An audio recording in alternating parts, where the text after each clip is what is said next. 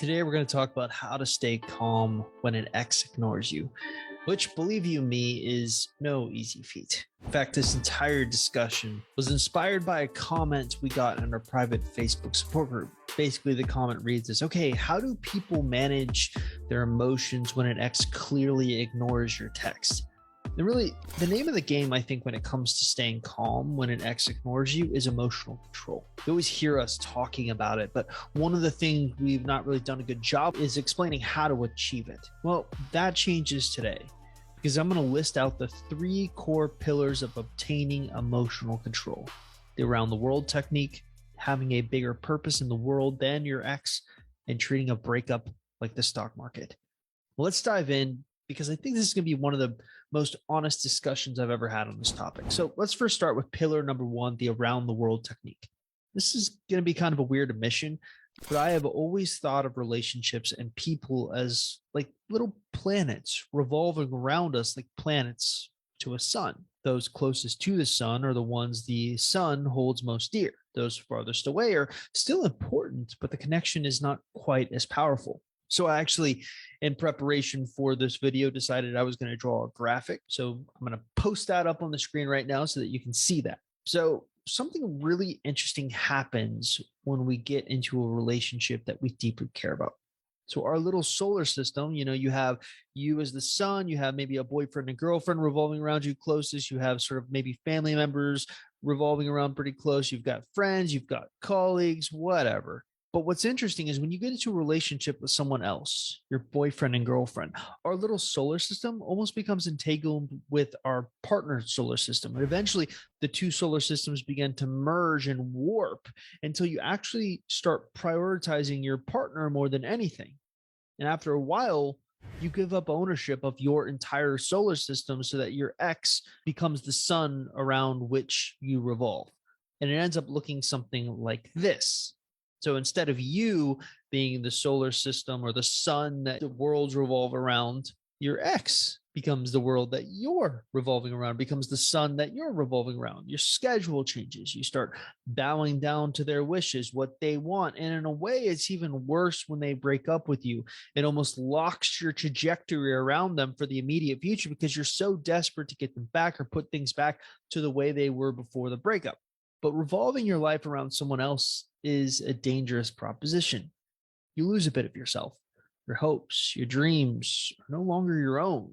And the way you feel when your ex actually ignores you when you reach out to them is almost worse themselves. And the solution ultimately seems kind of simple, right? Just knock your ex off that pedestal so that you reclaim ownership of your own little solar system. Yet it's not that simple. A couple of weeks ago, I was actually on a training coaching call with one of our new coaches, Sean and Nicole. And this occurred to me. It's so hard to let go of an ex and reclaim your own solar system because doing so is essentially the same as a sun going supernova. Now, if you don't know what happens when a sun goes supernova, allow me to educate you. Everything goes boom. Sun goes boom, planets go boom, all life go boom. That's the simple way. So here's my point.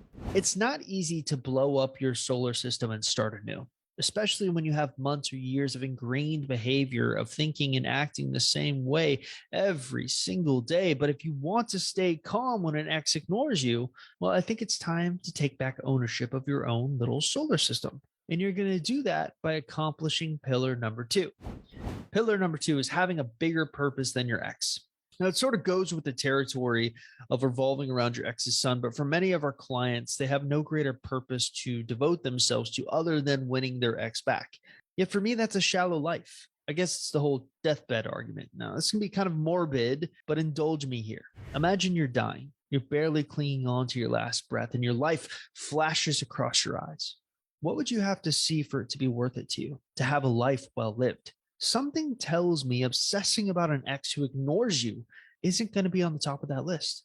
In fact, one of my favorite movies, Before Midnight, had a story that put this into practice.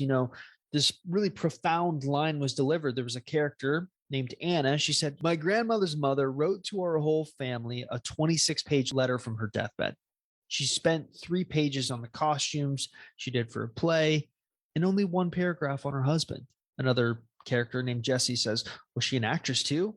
Then Anna says, no, she was. And then in French says, how do you say seamstress? And then Celine, who speaks French, says, no, a seamstress, a seamstress.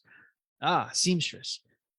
Well, she had all these wonderful friends. And my great grandfather, she mentioned really only three events. He went to war, we moved because of his job, and he died. Her big advice was to not be too consumed with romantic love. Friendships and work, she said, brought her the most happiness.